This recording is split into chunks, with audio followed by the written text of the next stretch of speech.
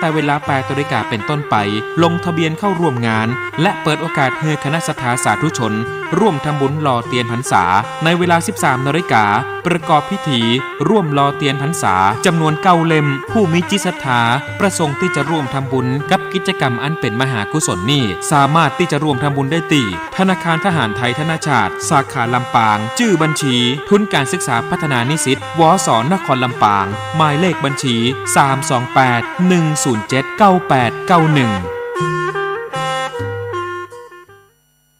วัดฟังธรรมไหว้พระเช้าค่ำทำความดีภาวนา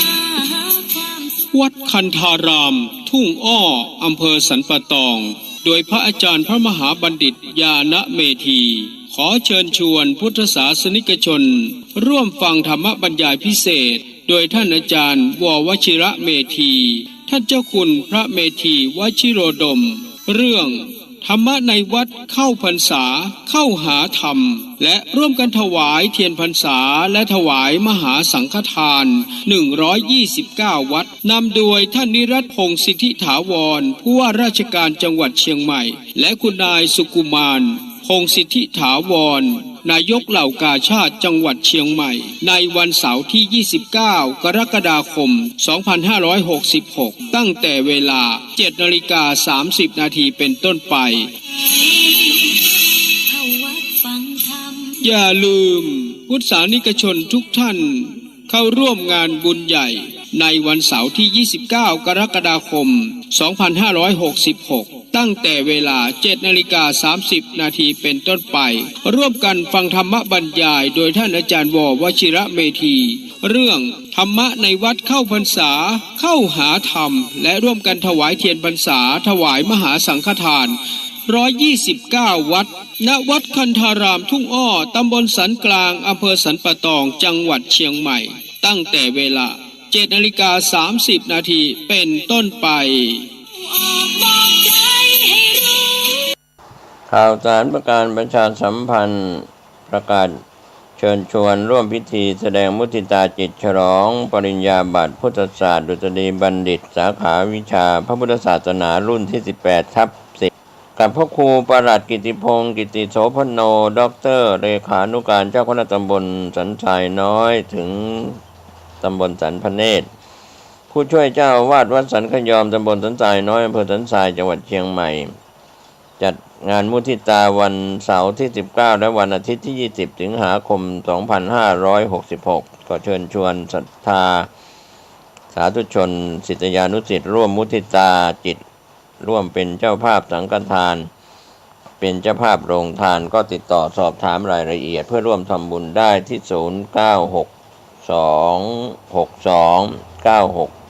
0962629694ได้ทุกวันก็เป็นงานบุญงานกุศลมุทิตาจิตฉลองปริญญาบัตรพุทธศาสตร์ดุษฎีบัณฑิตสาขาวิชาพระพุทธศาสนารุ่นที่18/10แด่ท่านพระครูประหลัดกิติพงศ์กิติโสพโนด็อกเตอร์เลขานุการเจ้าคณะตำบลสันทรายน้อยถึงสันพเนตรผู้ช่วยเจ้าอาวาสวัดสันขยอมตำบลสันทรายน้อยอำเภอสันทรายจังหวัดเชียงใหม่เชิญท่านร่วมงานนี้ทั้ง2วันวันเสาร์ที่19และวันอาทิตย์ที่20สิงหาคม2566โดยทั่วหน้ากันท่านกำลังติดตามรับฟังสถานีวิทยุกระจายเสียงพระพุทธศาสนาแห่งชาติและสังคมคลื่นเพื่อการศึกษาพระพุทธศาสนาและวัฒนธรรมระบบ FM 104.5 เมกะเฮิรตซ์รายการต่อไปเป็นรายการคดีโลกคดีธรรมเป็นศาสนาสำหรับชาติเราศาสนาในสมัยนี้เป็นของที่แยกจากชาติไม่ได้เป็นความจำเป็นที่เราทั้งหลายผู้เป็นไทยจะต้องมั่นคงอยู่ในศาสนาพระพุทธซึ่งเป็นศาสนาสำหรับชาติเราพระพุทธศาสนาก็ดีหรือศาสนาใดก็ดีที่ตั้งมั่นอยู่ได้ก็ด้วยความมั่นคงของผู้เลื่อมใสตั้งใจที่จะรักษาและข้าพเจ้าพูดทั้งนี้ก็เพื่อชักชวนท่านทั้งหลายอย่างเป็นเพื่อนไทยและเพื่อนพุทธศาสนิกชนด้วยกันทั้งนั้นเพื่อความมั่นคงแห่งพระพุทธศาสนาข้าพเจ้ารู้สึกว่าได้ทำหน้าที่สมควรแก่อุปถัมภ์พระพุทธศาสนา เราจะตั้งใจรักษาศาสนาของเราด้วยชีวิตและถ้าท่านตั้งใจจะช่วยข้าพเจ้าในกิจอันใหญ่นี้แล้วก็จะเป็นที่พอใจข้าพเจ้าเป็นอันมากเพราะฉะนั้นเป็นหน้าที่ของเราทั้งหลายที่จะช่วยกันบำรุงรักษาพระพุทธศาสนาอย่าให้เสื่อมสูญไปการที่จะบำรุงพระพุทธศาสนาเราต้องรู้สึกก่อนว่าหลักของพระพุทธศาสนาคืออะไรเราจะถือว่าเราเป็นไทยด้วยกันหมดเราจะต้องรักษาความเป็นไทยของเราให้ยั่งยืนเราจะต้องรักษาพระพุทธศาสนาให้ถาวรวัฒนาการอย่างที่เป็นมาแล้วหลายชั่วโคตรของเราทั้งหลายพระบรมราโชวาทของพระบาทสมเด็จพระมงกุฎเกล้าเจ้าอยู่หัวรัชกาลที่ 6พระบรมราโชวาทก็ดีพระราชนิพนธ์ก็ดีหรือพระบรมราชโองการของพระมหากษัตริย์ถือเป็นบทบัญญัติแห่งกฎหมายทั้งหมดทั้งสิ้นการบัญญัติให้พระพุทธศาสนาเป็นศาสนาประจำชาติไทยไว้ในรัฐธรรมนูญจึงเป็นสิ่งที่ถูกต้องทั้งกฎหมายและทางโบราณราชประเพณี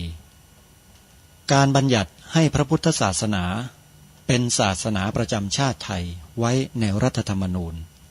ย่อมเป็นหลักค้ำประกันให้กับประชาชนคนไทยว่าตนได้ปฏิบัติตามกฎหมายอย่างแท้จริง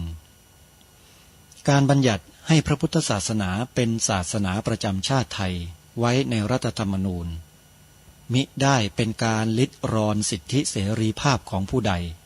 แต่เป็นการยืนยันความจริงตามกฎหมายและประวัติศาสตร์ชาติไทยการบัญญัติให้พระพุทธศาสนา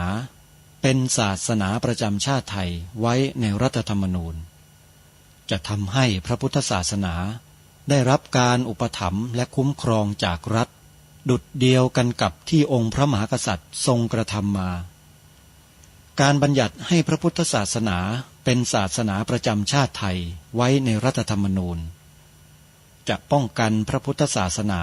ไม่ให้ถูกลัทธินิกายนอกศาสนากระทำการใดๆได้ด้วยอุบายต่างๆนานาการบัญญัติให้พระพุทธศาสนาเป็นศาสนาประจำชาติไทยไว้ในรัฐธรรมนูญจะทำให้สังคมไทยมีแต่ความสุขร่มเย็นเป็นธรรมทั้งต่อคนศาสนาอื่นและคนสัญชาติอื่นได้อย่างแท้จริงแต่ถ้าไม่บัญญัติให้พระพุทธศาสนาเป็นศาสนาประจำชาติไทยไว้ในรัฐธรรมนูญในอนาคตประเทศไทยจะต้องตกอยู่ในสถานะเดียวกันกับพื้นที่3 จังหวัดชายแดนภาคใต้อย่างแน่นอนผ่านโทรศัพท์มือถือของท่านได้เพียงแค่ใช้โทรศัพท์ของท่านดาวน์โหลดแอปพลิเคชันที่ชื่อว่าวิทยุพุทธศาสนาทั่วไทยและท่านก็สามารถรับฟังรายการคดีโลกคดีธรรมได้ทุกวันในวันหนึ่งสามารถรับฟังได้ถึง5 เวลา9 นาฬิกาฟังทางสถานีวิทยุวัดหนองกายและวัดอารามมงคลเวลา10 นาฬิกาฟังได้ทางสถานีวิทยุวัดป่าจริยธรรมเวลา11 นาฬิกาฟังได้ทางสถานีวิทยุวัดฝายหินเวลา13 นาฬิกาฟังได้ทางสถานีวิทยุวัดบ้านปลาคูนและเวลา1 นาฬิกากลางดึกตี 1ฟังได้ทางสถานีวิทยุวัดฝายหินและท่านยังสามารถรับฟังทางสถานีวิทยุวัดสามชุกอำเภอสามชุกจังหวัดสุพรรณบุรีที่คลื่น FM 100.25 เมกะเฮิรตซ์ได้อีกด้วยสถานีนี้ออกอากาศ2 เวลาคือ 19 นาฬิกาและ 20 นาฬิการายการคดีโลกคดีธรรมกำลังนำเสนอบทความในหนังสือชื่อกรณีสันติอโศกเพื่อสร้างความรู้ความเข้าใจให้กับพุทธบริษัทของเราที่มีชีวิตเจือปนกันอยู่กับลัทธิดังกล่าวให้เกิดความรู้เท่าทันให้เข้าใจถึงความเป็นมาเป็นไปให้ถูกต้องให้ชัดเจนเพื่อช่วยกันยืนหยัดอยู่บนความถูกต้องตามพระธรรมวินัยที่พระสงฆ์ไทยเราสืบสารรักษาต่อยอดกันมาจนถึงทุกวันนี้แล้วก็จะสืบสารรักษาต่อยอดกันต่อไปในอนาคตไม่มีที่สิ้นสุดจึงจำเป็นที่จะต้องทำให้พุทธบริษัทไทยของเรานั้นมีแนวความคิดอยู่ในร่องในรอยไม่ไปตกอยู่ในกระแสที่ไม่ถูกไม่ควรถึงแม้ว่าจะมีการประพฤติวัดการปฏิบัติกิจทางกายวาจาดีแค่ไหนก็ตามแต่ถ้าเนื้อแท้ไม่ใช่ของจริงของแท้แล้วเนี่ยใช้ไม่ได้ทั้งนั้นเลยอันตรายมากเหมือนกับขอนไม้ใหญ่ต้นไม้ใหญ่ที่มันผุเน่าอยู่ภายในถูกกัดกร่อนด้วยฟันอันแหลมคมอันแข็งแกร่งอันเกิดจากทิฏฐิคือความคิดเห็นที่ผิดเนี่ยต้นไม้นั้นจะโค่นลงวันใดก็ได้ถ้าหากว่าสิ่งที่เป็นกระพี้เนื้อเปลือกและก็แก่นข้างในไม่ร่วมแรงร่วมใจกันรักษาต้นไม้ต้นนี้ไว้ปลวกมอดต่างๆก็จะกัดกินต้นไม้นี้จนผุพังไปในที่สุดแล้วก็ล้มตายอุปมานี้ฉันใดอุปไมยพระบวรพุทธศาสนาในประเทศไทยของเราก็ฉันนั้นท่านผู้ฟังถ้ามีมอดปลวกที่มันปลอมปลนกันเข้ามาสู่ภายในหมู่พุทธบริษัทของเราแล้วก็กัดแทะเล็มกินพระธรรมวินัยของพระสัมมาสัมพุทธเจ้าที่มีหมู่สงฆ์ท่านได้สืบสารรักษาต่อยอดมาช้านานนี้ให้ผุพังไปสลายไปผิดเพี้ยนไปบิดเบี้ยวไปเนี่ยศาสนาในเมืองไทยจะเป็นศาสนาอันบริสุทธิ์ผุดผ่องเหมือนอย่างเดิมนั้นก็เป็นไปไม่ได้สุดท้ายก็ล้มคลืนลงไม่ใช่พระพุทธศาสนาต่อไปแต่กลายพันธุ์เป็นศาสนาอะไรก็ไม่รู้ที่มาหยิบมายืมมาขโมยคำสอนของพระพุทธเจ้าไปใช้เฉยๆแต่เนื้อแท้ไม่ใช่อันนี้แหละที่เราจะต้องเร่งทำความรู้ความเข้าใจให้เกิดขึ้นกันให้ได้ก่อนที่จะสายเกินแก้ครูบาอาจารย์หลายๆรูปท่านจึงลุกขึ้นยืนมากล่าวมาแสดงมาชี้แจงบอกกับเราท่านทั้งหลายให้ทราบถึงข้อดังกล่าวให้เราได้รู้เท่าทันคนพวกนี้เราไม่ได้ไปทำร้ายเขาไม่ได้ไปเบียดเบียนอะไรเขาเลยเพียงแค่เรามารักษาความถูกต้องของเราเท่านั้นเองไม่ได้กล่าวร้ายไม่ได้ทำร้ายอะไรทั้งนั้นแต่เรากำลังมาทำความจริงให้ปรากฏเขาเรียกว่านำข้อเท็จจริงมาเปิดเผยให้พวกเราได้รับรู้รับทราบ แล้วก็ชี้ทางให้พวกเราได้เดินอย่างถูกต้อง นี่แหละคือหน้าที่ที่เราต้องช่วยกันทำในฐานะที่เราเป็นชาวพุทธเป็นพุทธบริษัทเพราะฉะนั้นเราจะละเลยหน้าที่ส่วนรวมนี้ไปไม่ได้ซึ่งท่านเจ้าประคุณสมเด็จพระพุทธโฆษาจารย์ปอ.ประยุตโตท่านก็เขียนบอกเอาไว้ในหนังสือเล่มนี้ที่นำมาอ่านให้ฟังตั้งแต่ตอนต้นอยู่แล้ว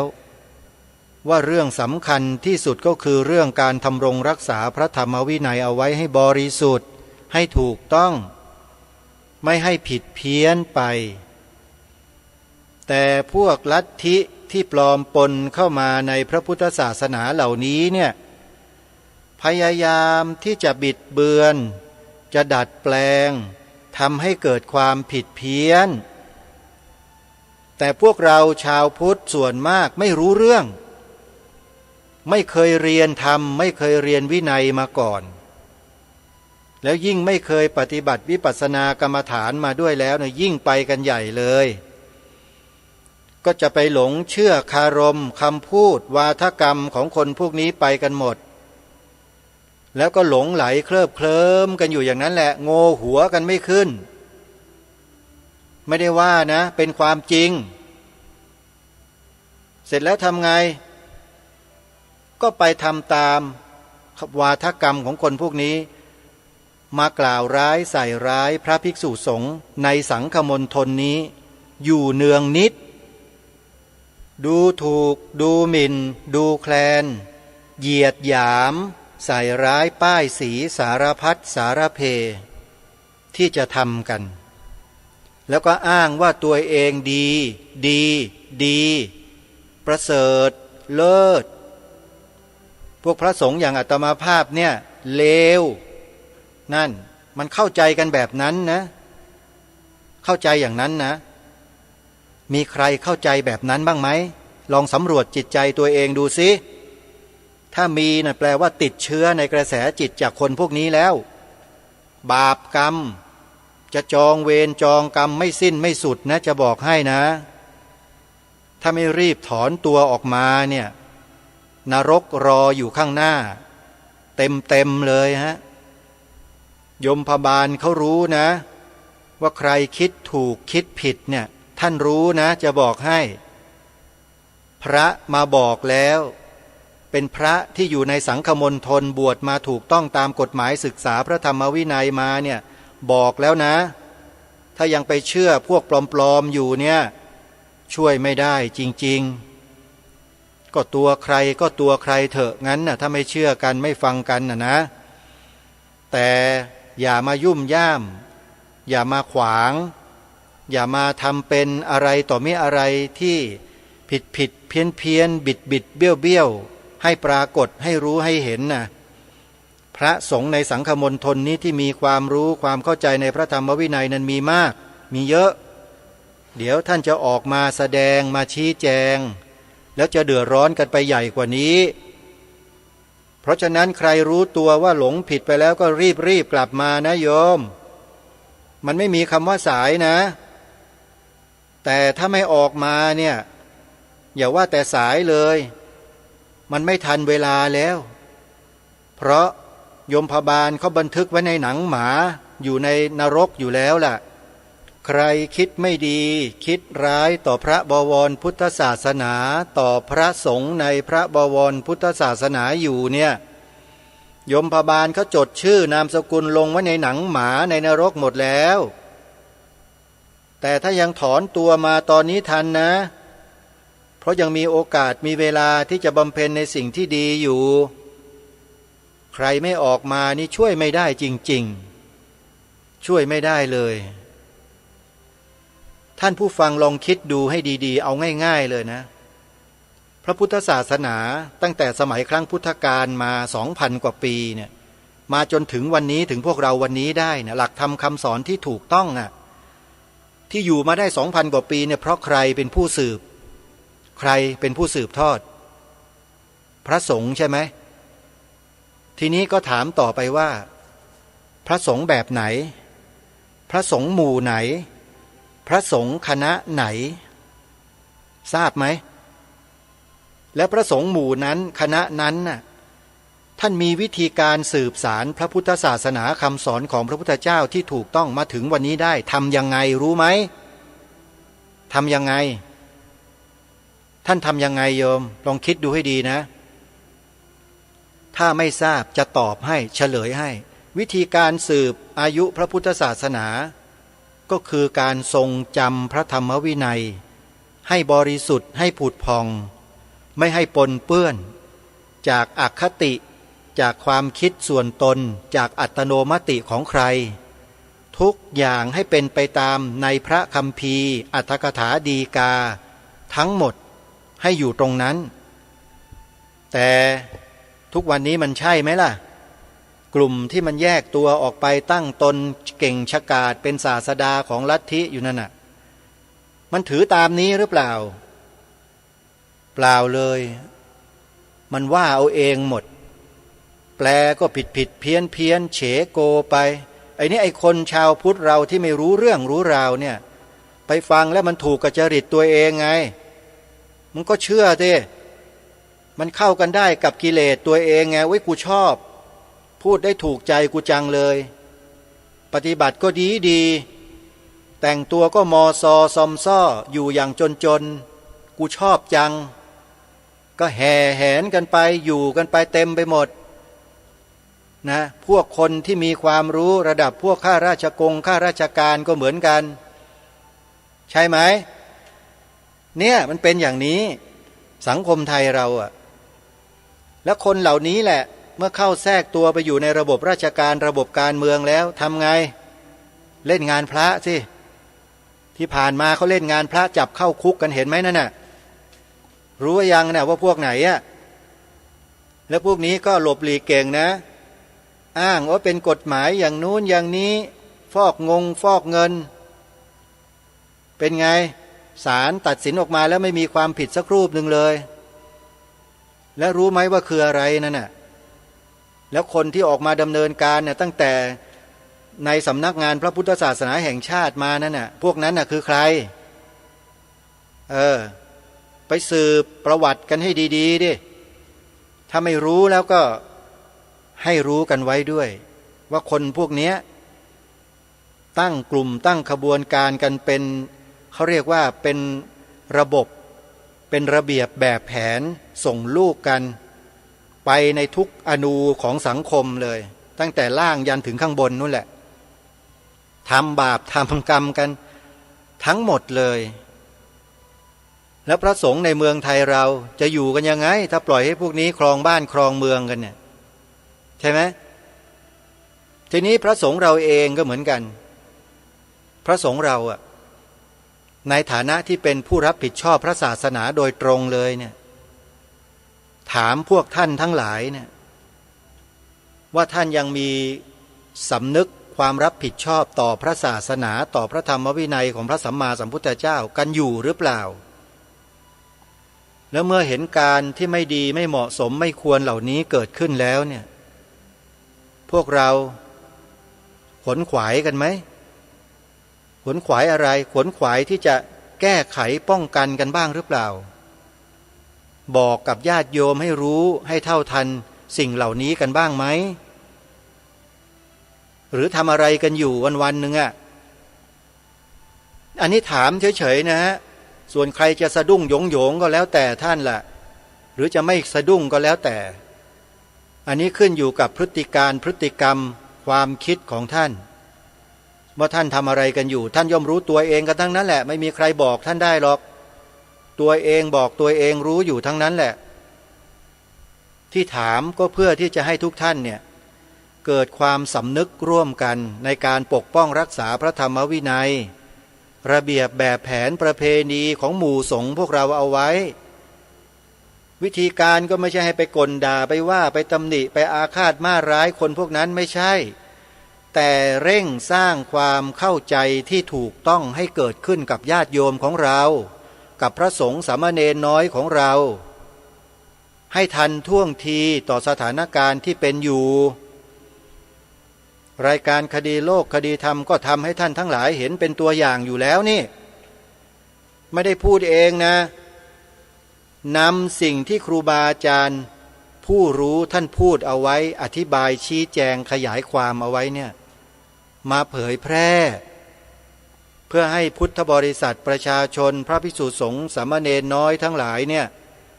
ได้ศึกษาเรียนรู้เพื่อให้เกิดความเข้าใจและรู้เท่าทันคนพวกนั้นนี่คือสิ่งที่เราทำได้แต่เราทำกันหรือยังทำกันหรือเปล่าสอนธรรมะใครๆที่เรียนจบนักธรรมเอกจบพระอภิธรรมมาเนี่ยเขาก็สอนกันได้ทั้งนั้นแหละสอนธรรมอะเทศแสดงธรรมอะทำกันได้หมดแหละแต่สิ่งที่ควรจะทำให้มันสมบูรณ์ควบคู่ไปด้วยเนี่ยมันต้องทำด้วยนะไม่ใช่สอนอย่างเดียวเรียกศรัทธาญาติโยมอย่างเดียวแต่อะไร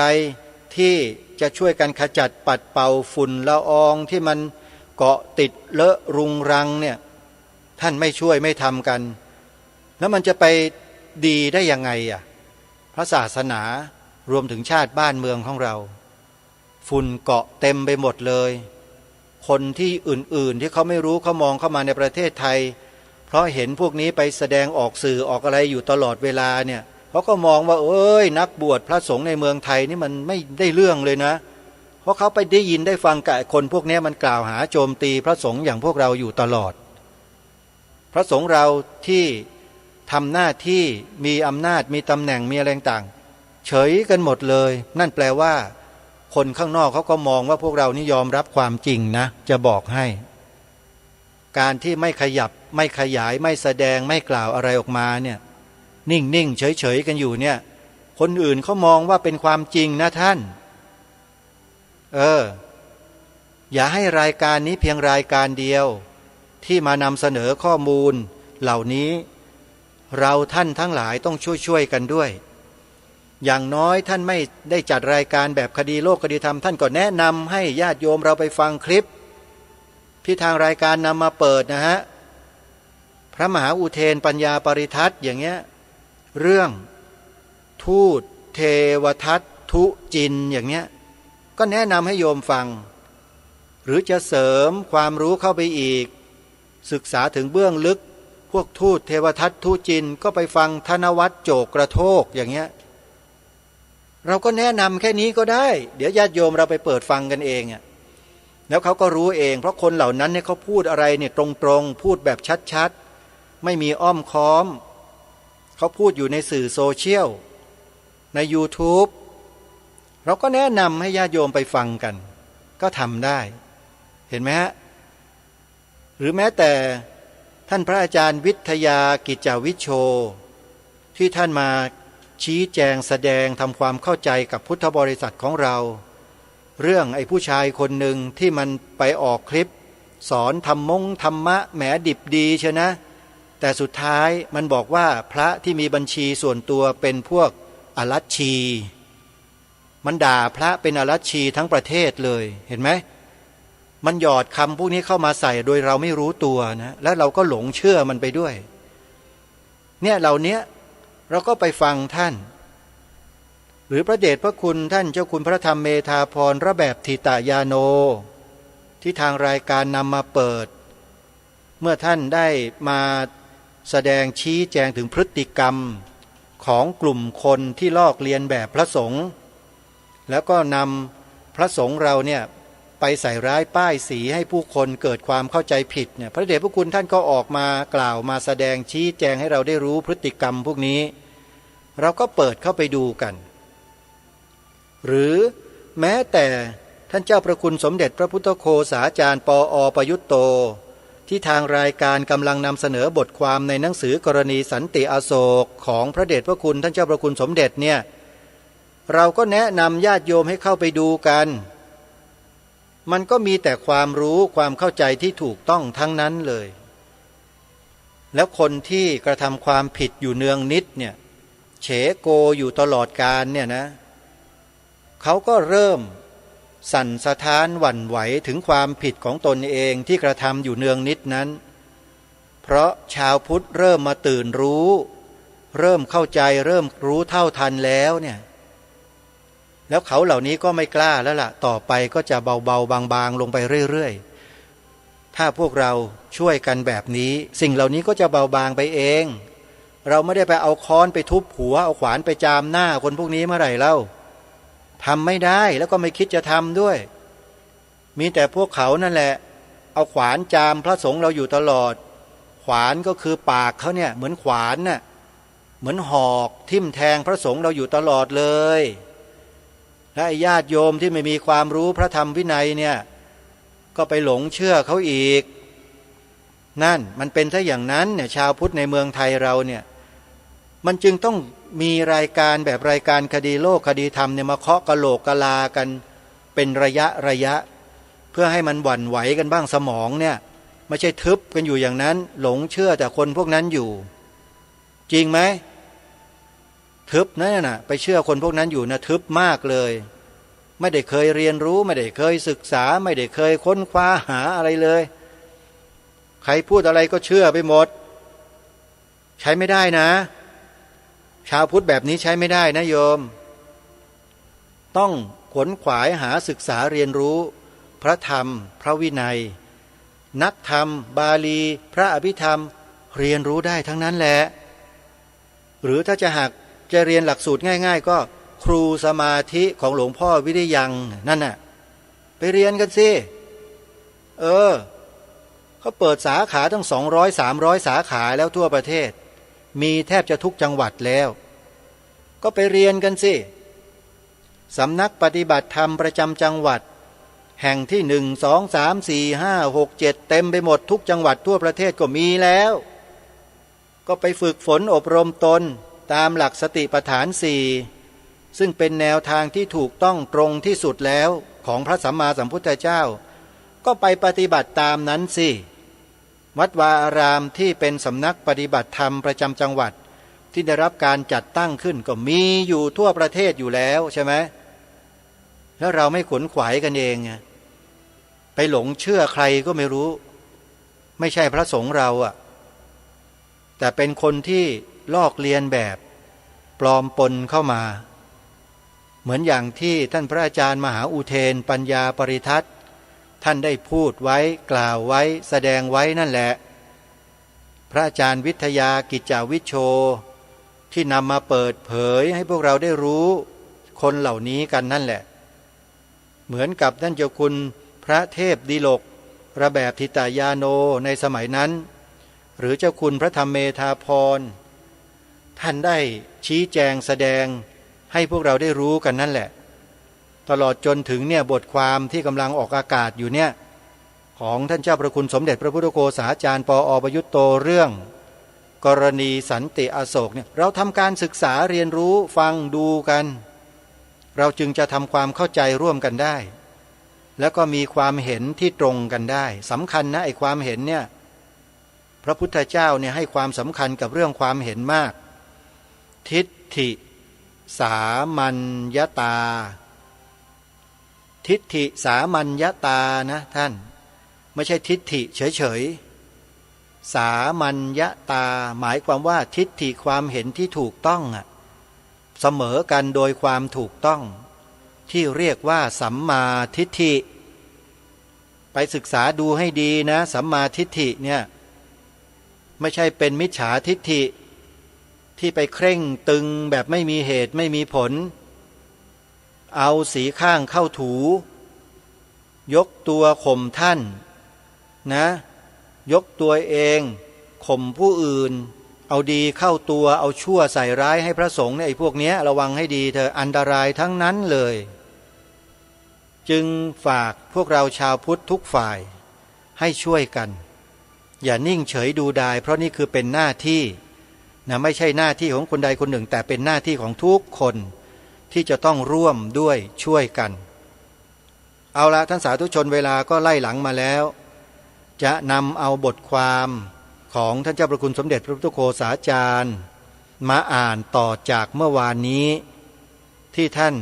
เจ้าพระคุณสมเด็จได้ตอบกับผู้ที่มาสัมภาษณ์ให้พวกเราได้รับฟังกันต่อซึ่งคำตอบที่ท่านตอบต่อจากเมื่อวานนี้ก็มีอยู่ดังนี้ว่าในหัวข้อเขาวงเล็บเอาไว้บอกว่าเป็นการสนทนากับตัวแทนจากสันติอโศกลองมาฟังดูซิว่าตัวแทนของสันติอโศกมาสนทนากับท่านเจ้าพระคุณสมเด็จในสมัยนั้นเนี่ยเขาสนทนาว่าอย่างไรทีนี้ในฝ่ายสำนักสันติอโศกเองนอกจากที่เขียนจดหมายมาโดยสุภาพฉบับหนึ่งและเป็นบัตรสนเทศอีกฉบับหนึ่งแล้วอาตมาก็ไม่ทราบว่าลูกศิษย์ลูกหาทั่วไปจะมีปฏิกิริยาอย่างไรบ้างแต่มีลูกศิษย์ของสำนักสันติอโศกมาหากลุ่มแรกมาโดยไม่แสดงตัวว่าเป็นชาวสันติอโศกคือคนหนึ่งในกลุ่มนั้นเนี่ยติดต่อขอมาพบโดยบอกว่าชอบอ่านหนังสือของอาตมาเขาพากันมาหลายคนคุยอยู่ตั้งนานสนทนาเรื่องอื่นๆแล้วก็วกมาถามเรื่องสันติอโศกแล้วหลังจากนั้นก็มาอีกหนหนึ่งโดยนำจดหมายของท่านโพธิรักษ์มาด้วยเขาบอกว่าหลังจากมาพบอาตมาแล้วเขาก็ได้ไปหาท่านโพธิรักษ์ได้ไปคุยกับท่านแล้วท่านก็ฝากจดหมายมาอาตมาก็ไม่ทราบว่าเป็นชาวสันติอโศกจนกระทั่งหลังจากนั้นอีกราว10 วันมาเห็นชื่อในข่าวหนังสือพิมพ์ปรากฏว่าเป็นผู้มีตำแหน่งในสันติอโศกในระดับที่เรียกได้ว่าเป็นผู้ใหญ่และเป็นตัวแทนฝ่ายสันติอโศกในการเจรจากับฝ่ายกระทรวงศึกษาธิการต่อมาก็มีมาอีกคนหนึ่งเป็นระดับผู้ใหญ่เหมือนกันแต่ท่านนี้รู้จักกันอยู่แล้วแกก็มาถามปัญหาต่างๆเกี่ยวกับกรณีสันติอโศกและเล่าให้ฟังว่าหลังจากที่หนังสือกรณีสันติอโศกออกไปคราวนี้ท่านโพธิรักษ์ก็ใช้หนังสือพุทธธรรมแต่จะนำไปใช้เพื่อวัตถุประสงค์อะไรดูเหมือนจะยังคลุมเครืออยู่รวมความว่าถ้าจะมองว่าเป็นผลก็มีผลบ้างเหมือนกันในแง่ที่ว่าฝ่ายสันติอโศกได้ขวนขวายพิจารณาหาทางทีนี้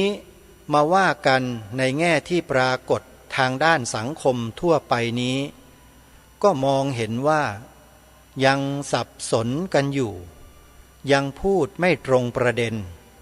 และไม่เข้ามาในสนามของการพิจารณาปัญหามองในแง่หนึ่งก็เหมือนกับว่าระหว่างที่กำลังสับสนชุลมุนวุ่นวายกันอาตมาได้เปิดสนามหรือเวทีขอเชิญให้มาพูดกันในประเด็นเหล่านี้แล้วก็มาพิจารณาเรื่องเหล่านี้กันด้วยเหตุด้วยผลหาข้อเท็จจริงแล้วเอาเหตุผลมาว่ากันดูว่าเป็นอย่างไรแต่ก็ไม่เห็นจะมีใครเข้ามาคงมีแต่การพูดเหน็บแนมบ้างประชดประชันบ้างแสดงอารมณ์และความไม่พอใจกันต่าง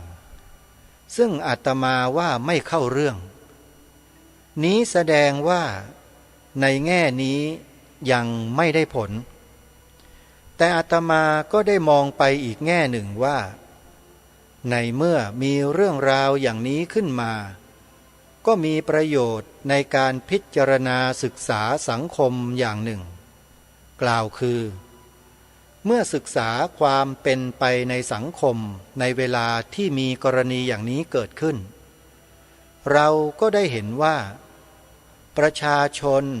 และคนที่เกี่ยวข้องมีวิธีแสวงหาศึกษาและพิจารณาข่าวสารข้อมูลกันอย่างไรมีท่าทีและวิธีปฏิบัติอย่างไร มีความเข้าใจเรื่องดีไหมตรงประเด็นไหมซึ่งถ้าทำไม่ได้ดีไม่เข้าใจปัญหาไม่เข้าใจประเด็นก็นับว่าเป็นปัญหาของสังคมอย่างหนึ่งโดยเฉพาะในยุคของข่าวสารข้อมูลนี้ก็คือการที่บททดสอบตัวจริงได้เกิดขึ้นแล้วท่านสาธุชนทุกท่านวันนี้อ่านได้แค่2 วรรคเท่านั้นเองเวลาก็ใกล้จะหมดซะแล้ววรรคต่อไปนี่เป็นคำถามของผู้สัมภาษณ์ถามพระเดชพระคุณในสมัยนั้นต่อว่าคนที่ท่านเจ้าคุณกล่าวว่าเป็นศิษย์ของสำนักสันติอโศกแต่มาอย่างไม่เปิดเผยตัวเองว่าเป็นชาวสันติอโศกในตอนแรกตอนหลังนำจดหมายของท่านโพธิรักษ์มาการที่เขาไม่อยากจะเปิดเผยว่าเป็นชาวสันติอโศกเป็นเพราะว่าเขาอยากจะมาศึกษาในลักษณะท่าทีเป็นกลางหรือในลักษณะว่าเขาอยากจะมาสังเกตตรวจสอบท่านเจ้าคุณจะเป็นในแง่ไหนมากกว่าเจ้าคะเดี๋ยววันพรุ่งนี้มาฟังท่านเจ้าประคุณสมเด็จตอบนะโยมนะวันนี้เวลาใกล้จะหมดแล้วอาตมาภาพก็จะต้องขอพูดในช่วงท้ายรายการสักนิดหนึ่งนะโยมนะไม่เยอะเหลือเวลาอีกไม่กี่นาทีเนี้ยก็จะขอย้ำกับท่านผู้ฟังว่าสันติอโศกเนี่ยถ้าเราศึกษาบทความในหนังสือกรณีสันติอโศกกันอย่างจริงจังด้วยใจเป็นกลางแล้วเนี่ยนะอาตมาเชื่อมั่นว่าพวกเราชาวพุทธทุกท่านทุกคนเนี่ยจะเข้าใจถึงต้นตอของปัญหาจะจับตัวปัญหาได้ถูกต้องแล้วก็จะรู้ว่าแง่ไหนเป็นปัญหาและจะหาทางออกของปัญหาได้อย่างไรนี่คือสิ่งที่เราจะได้ประโยชน์จากการที่เราได้ฟังบทความที่ทางรายการนำมาเสนอในหนังสือกรณีสันติอโศกท่านเจ้าประคุณสมเด็จพระพุทธโฆษาจารย์ปอ.ประยุตโตเนี่ยท่านไม่ได้กล่าวตำหนิด่าว่าหรือใส่ร้ายป้ายสีสันติอโศกแม้แต่นิดเดียวไม่มีเลยมีแต่คนของสันติอโศกที่ท่านเจ้าประคุณสมเด็จกล่าวถึงนั่น